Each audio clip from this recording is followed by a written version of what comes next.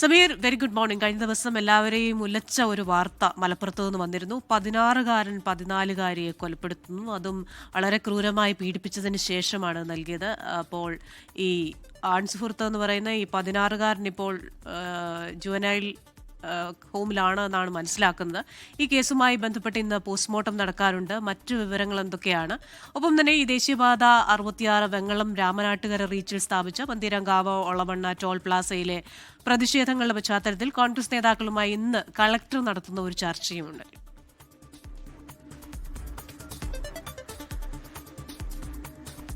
Very good morning Christina സൂചിപ്പിച്ചതുപോലെയാണ് ഞെട്ടിക്കുന്ന ഒരു വാർത്തയാണ് ഇന്നലെ മലപ്പുറത്ത് നിന്ന് വന്നത്. 14-കാരിയെ കാണാതാവുന്നു. പിന്നീട് ആ കുട്ടി ക്രൂരമായി കൊല ചെയ്യപ്പെട്ടു എന്ന കാര്യമാണ് പുറത്തു വന്നത്. അതുമായി ബന്ധപ്പെട്ട് പിടിയിലാതാവട്ടെ 16-കാരനും.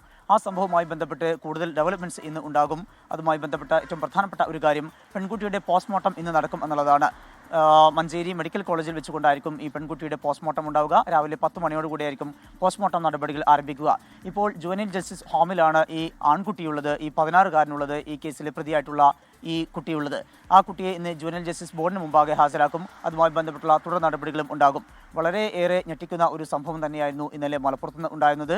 ആ കുട്ടിയുടെ മൊഴികളാണ് ഏറ്റവും ആശങ്കപ്പെടുന്ന കാര്യം. ഈ 16-കാരൻ പറയുന്ന കാര്യങ്ങൾ പ്രകാരമാണ് ഈ പെൺകുട്ടിയെ ലൈംഗികമായി പീഡിപ്പിച്ചു, അതിനുശേഷം കഴുത്ത് ഞെരിച്ച് കൊന്ന് കുറ്റിക്കാട്ടിൽ ഉപേക്ഷിച്ചു എന്നുള്ളതാണ്. ഈ 16-കാരനിൽ എത്രയേറെ ക്രൂരകൃത്യം നിറഞ്ഞിരിക്കുന്ന ഒരു വ്യക്തിയായി മാറുന്നു എന്നുള്ളത് വളരെയേറെ സമൂഹത്തിന് പോലും വലിയ ദോഷം ചെയ്യുന്നു. മാത്രമല്ല ഇത്തരത്തിലുള്ള ഈ കാര്യങ്ങളിലേക്ക് ഈ കുട്ടിക്ക് ഈ ചെറുപ്രായത്തിൽ തന്നെ എത്തിപ്പെടാനുള്ള സാഹചര്യം ഉണ്ടാകുന്നുവെങ്കിൽ അത് വലിയ ആശങ്കപ്പെടുത്തുന്ന സാഹചര്യം തന്നെയാണ്. ഈ വാർത്തയുമായി ബന്ധപ്പെട്ട് വലിയ ഡെവലപ്മെൻറ്റ്സ് തന്നെയാണ് ഇന്ന് ഉണ്ടാവുക. ഇതോടൊപ്പം തന്നെയാണ് ക്രിസ്ത്യൻ സൂചിപ്പിച്ചതുപോലെ കഴിഞ്ഞ 2 ദിവസവും വലിയ പ്രതിഷേധമാണ് ദേശീയപാത 66 ഉണ്ടായിക്കൊണ്ടിരിക്കുന്നത്. ഒളവണ്ണ ടോൾ പ്ലാസയുമായി ബന്ധപ്പെട്ട് ഉണ്ടായിക്കൊണ്ടിരിക്കുന്നത്. വെങ്ങളം അതുപോലെ രാമനാട്ടുകര റീച്ചിലാണ് ഈ ഒരു ടോൾ പ്ലാസ ഉള്ളത്. അവിടെയാണ് 2 ദിവസങ്ങളായിക്കൊണ്ട് ടോൾ പിരിച്ചു തുടങ്ങിയിരിക്കുന്നത്.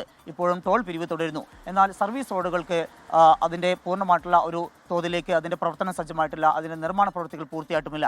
ആ ഒരു പശ്ചാത്തലത്തിൽ നിൽക്കുമ്പോഴാണ് ഈ ടോൾ പിരിവുമായി ബന്ധപ്പെട്ട് ദേശീയപാത അതോറിറ്റി മുന്നോട്ട് പോകുന്നത്.